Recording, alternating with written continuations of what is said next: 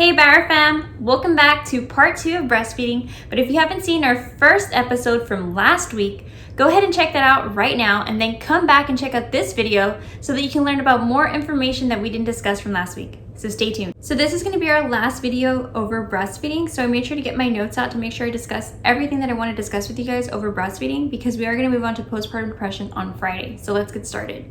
So the first thing I want to discuss with you guys is lactation. I feel like it's really important that you get in touch with the lactation consultant during your stay at the hospital when you deliver your baby.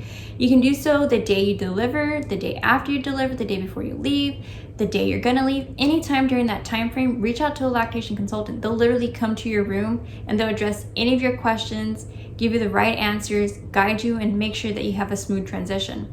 But if you're like me and you don't get to get in touch with a lactation consultant because they just so happen to not be there, you can also set an appointment up at your earliest convenience and they'll make sure to answer all your questions.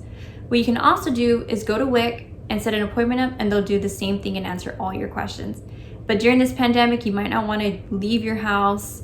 So you can also check out some YouTube videos, and there are a lot of really cool videos, really neat videos at your own home, at your own convenience. So check them out. So the next thing I want to discuss with you guys is latching. I feel like latching is a really key thing in breastfeeding. If your baby's not latching correctly, you're not going to produce enough milk. So I feel like it's really important that you get in touch with the lactation consultant because they will literally teach you and make sure that your baby is latching correctly. And if the baby isn't, they'll teach you what you should do going forward.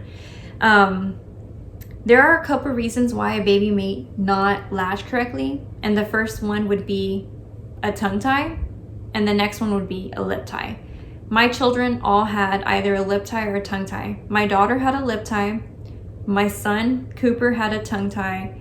And my son, Forrest, we found out at 6 months that he has a lip tie. All three of them had a grade 4 out of 1 through 4, 4 being the worst, 1 being most tolerable. My children just so happened to be lucky and got grade 4.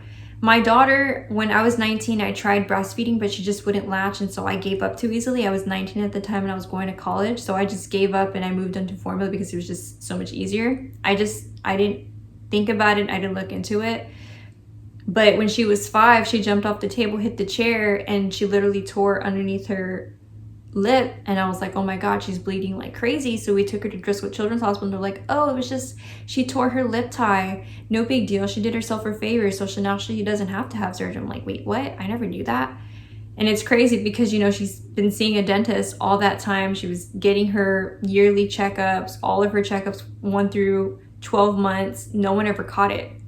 But then when I had my son, I didn't think about the lip tie at the time. I knew I wanted to breastfeed, and so I did, but I had a really hard time breastfeeding. And I didn't know how to breastfeed, but I was just going to try it anyway. But what ended up happening is my son was breastfeeding every 5 to 10 minutes, and he was struggling to breastfeed. And I knew something was wrong because by the time he was 3 months, him and I were both exhausted. We were breastfeeding every 5 to 10 minutes. He wasn't gaining enough weight. And so randomly, I looked at his mouth. For whatever reason, he was crying and I just saw his tongue and it looked weird. So I brought it up to my mother-in-law. She's like, oh yeah, tongue ties run in our family. And I'm like, wait, what? And she told me about a family member whose boys who did have it and they had to have surgery. And so I reached out to her and she's like, yeah, they had to have the surgery in order for for them to talk correctly, in order for them to eat correctly. And so I was like, oh my God, it's a big deal. No wonder why he's having such a hard time. He had to have surgery, but it was so hard on him. He was 3 months at the time that he literally got metabolic acidosis. I'm not saying that your child will go through the same thing, but my son did. It was just so hard on him. He had so much pain from it. He was literally in the hospital and almost died from metabolic acidosis. So when I had my third baby, Forrest, my biggest concern was a tongue tie after I had gone through that with Cooper, and I was super scared. Thankfully, he didn't have a tongue tie, but he did have some issues with latching. He would just get frustrated, but I was just like, maybe it's just him, because every baby's different. But when he had his 6-month dental visit, it was at that point that his dentist mentioned to me he does have a lip tie. And I'm like, oh my God, I've literally had a lip tie or tongue tie with every single one of my children. No wonder why I struggled with breastfeeding. So I never had a normal breastfeeding journey. but those are the reasons why I didn't. So look inside your children's mouth. Make sure that you check out your family history, because that will literally tell you if your baby's gonna have some issues. So obviously it's genetics because it runs in the family. So the next thing I want to discuss with you guys is alternating sides when you breastfeed. I feel like it's really important that you alternate from the right to the left breast every 2 hours, because if you don't, you'll literally have a lagging breast. So alternate sides, and if it's hard for you to remember, pull out a journal and document it. It'll literally save your life and save you from having a lagging breast and save you from producing too much milk on one side over the other. If you want to make sure that you're producing the same amount on both sides, it's really important that you alternate sides every 2 hours. The other thing I want to discuss with you is, like, let's say for whatever reason your baby only breastfeeds 5 minutes on the right, 5 minutes on the left. Pull out that breast pump and pump for an additional 10 minutes, 15 minutes, up to 30 minutes total time. And that's including like breastfeeding, actual breastfeeding, and then pumping on top of it. Make sure it's only up to 30 minutes, no more than that. But so that you can start to build a stash, because let's say you are gonna have to go back to work, you'll literally start building up your stash that way. So make sure you do that, because you don't wanna go to work and be like, how am I gonna breastfeed my baby if I'm at work? If you start building up a stash at the very beginning, you won't have those type of concerns.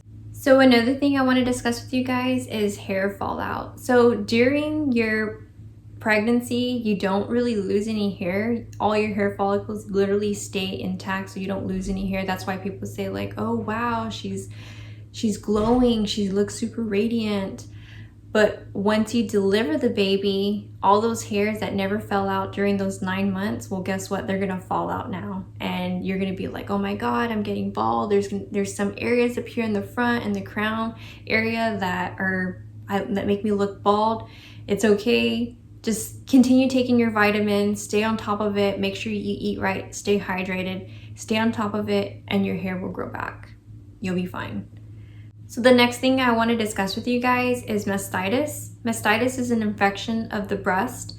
It can happen to you during any time of your breastfeeding journey.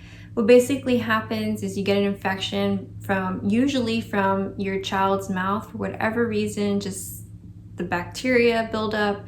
You get like a clogged duct and you get an infection. Sometimes it'll resolve on its own and you can just take Tylenol or ibuprofen for the pain.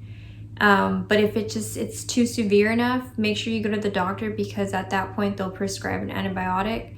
You can also continue breastfeeding your baby, but if it's too hard, just pump. Make sure that you keep pumping no matter what, every 2 hours, as if you were normally breastfeeding your baby, because you will get engorged and it's going to affect your production of milk. So stay on top of it. Look out for that, because that can happen to any breastfeeding mama. It never happened to me, but it can happen to anyone. So I just want to make sure that I bring that out there, because it can happen. So the next thing I want to discuss with you guys is, what can breast milk do outside of breastfeeding? It's crazy, but here are some cool things that I did during breastfeeding and that helped my children so much. So for whatever reason, both my boys happened to get an eye infection during the breastfeeding journey, and I was like, what can I do to help them get rid of it naturally? Because we tried a couple things and it just wasn't working. So I found a couple articles and it said that breast milk can help get rid of the eye infections, and I was like, that sounds a little crazy, but I have breast milk, I'm gonna try it. And literally overnight, boom, it was cleared. Another time, my boys happened to get like bites, and like their rashes would get like really red, really inflamed, really irritated.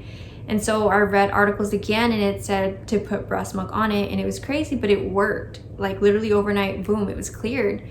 Another thing I did was I made teething popsicles for my boys with my breast milk, and it helped them so much because it was cold, it was smooth, they loved the breast milk and they enjoyed it so much. And then usually around 6 months, babies start to transition to like oatmeal, baby foods. And so I would literally put my breast milk in the oatmeal, and they enjoyed it so much. So those are some things that you can do. You can also check out some articles online to see what else breast milk can do outside of breastfeeding. So hey Bauer fam, I'm here now. I just wanted to talk to you all about some medications while breastfeeding.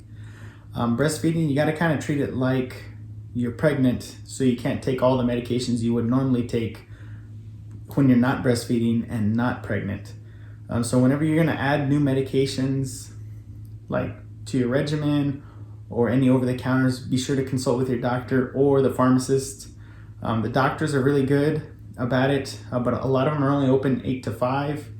Sometimes you have emergencies after 5, and a lot of pharmacies are still open till 9 or even later. So be sure to use them because, I mean, it's free. Might as well get some knowledge from them for free. Exactly. You can also reach out to your insurance because there's also like a provider, if you call your insurance, that should be able to answer any of your questions, because usually there's a nurse that can answer those questions like for you. A nurse triage, I think that's what it's called. Yeah. But it helps a bunch. I mean, use it. Yeah, use it to your advantage. Another thing that Bruce wants to discuss with you guys is like your breast pumps. You all saw in the last video where I had 4 breast pumps. I didn't buy all of them. There was only one of them that I bought. The other ones I got for free, and he's gonna tell you why. So insurances cover breast pumps, most of them for free. So take advantage of them. Like Ashley did hers, like with an online website. All she had to do was submit her information, and they took care of everything else. Yeah, they reached out to the doctor, and the doctor signed off on it, and I got the breast pumps. And I even got like any additional things that would go bad over time. So like they would send me things over time as it would go bad, and it was free because the insurance covered it. Yeah, and they would take care of notifying her about that. Like, hey, you should be needing some supplies now. Do you want us to send them? And it's like, that's so awesome. You don't even have to do anything. They take care of it all. Exactly. And also, if we're going to discuss breast pumps again, make sure you guys clean your breast pumps, sanitize them, sterilize them, boil them. Or if you have the fancy sterilizers, use them. They're awesome. Exactly. Thank you guys so much for watching this week's video. Please don't forget to subscribe, like, and comment down below, and we'll see you on the next video. Bye, guys. Bye, guys.